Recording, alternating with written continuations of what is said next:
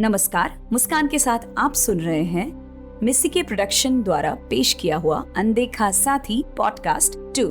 पिछली बार हमने सुना कि कैसे सिद्धार्थ ने अपनी व्यस्त जिंदगी में सोनू यानी कि उसके प्यारे डॉगी को बाहर बेसहारा छोड़ दिया।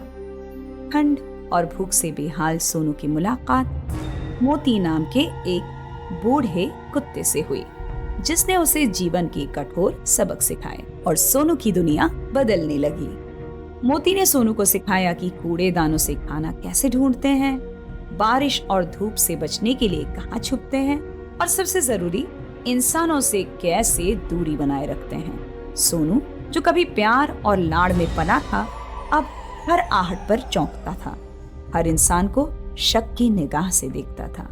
देख छोटे, ये इंसान बड़े स्वार्थी होते हैं। जब तक उन्हें तुमसे काम है, वे तुम्हें प्यार करेंगे और जब उनका मन भर जाए तो तुम्हें ऐसे ही छोड़ देंगे।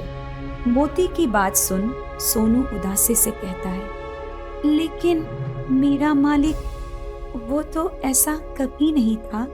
मोती कहता है, सब एक ही जैसे होते हैं बेटा, वक्त आने पर सब अपना रंग दिखाते हैं।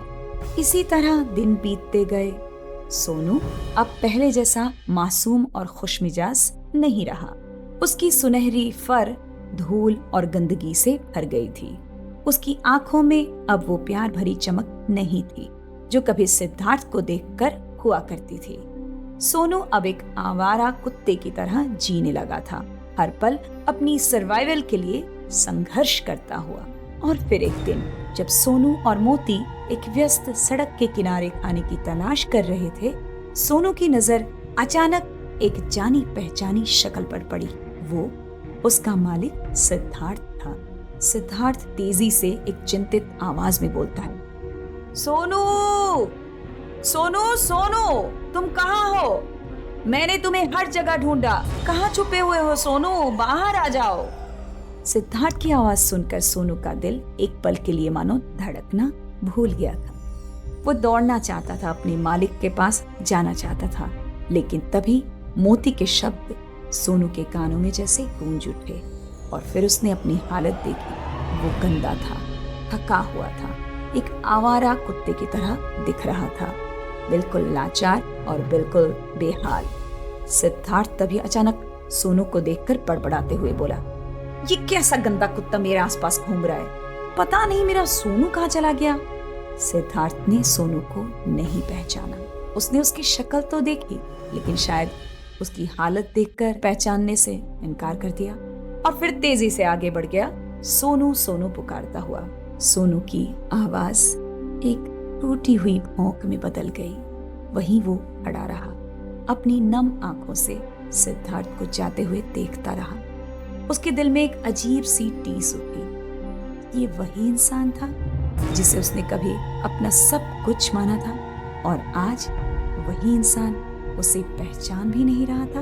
तभी शांत और दृढ़ आवाज में मोती बोला, देखा छोटे, मैंने कहा था ना, अब चल, यहाँ हमारा कोई नहीं है। और इसी तरह सोनू मोती के साथ मुड़ा और उस दिशा में चल दिया जहाँ उसे थोड़ी सी सुरक्षा और अपनापन मिला था। और पीछे छूट गया था वो उसका प्यारा इंसान सिद्धार्थ, सिद्धार्थ का घर और वो झूठा प्यार, जिसकी यादें अब उसे सिर्फ दर्द देती थी। सोनू ने उस दिन इंसानों की स्वार्थी दुनिया का कड़वा सच जान लिया था। उसने समझ लिया था कि उनकी वफादारी अक्सर एक तरफा होती है और इंसानी रिश्ते अक्सर उनकी जरूरतों और सहूलियतों पर टिकते हैं।